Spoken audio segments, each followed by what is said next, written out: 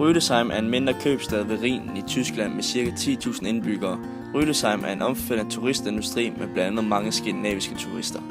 Der findes en velkendt og velbesøgt turistgade, Drosselgasse, som er en 144 meter lang gade fyldt med restauranter, ølstuer og små souvenirbutikker. Hvert år bliver der også holdt Rüdesheimer Weinfest, altså en årlig vinfest i byen. Byens beliggenhed ved Rhinen præger livet i byen.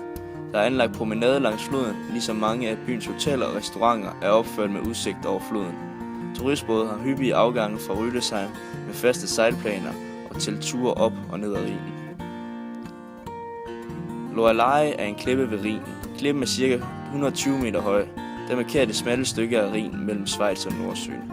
På klippen står der en statue af en pige, som ifølge sagn ledte søfolk i ulykker på grund af strømmen i floden. Rhinen i flammer er et af de mest betagende arrangementer ved Rhinen. Passagerbåde glider langsomt hen ad floden.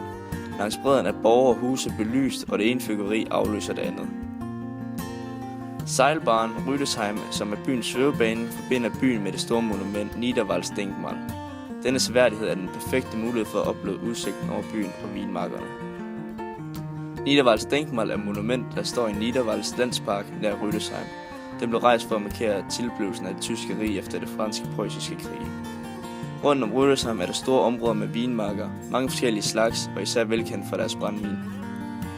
Rüdesheim er den rette by, hvis man ikke kan få nok oplevelser, elsker vin og vil med en tysk sprog og kultur.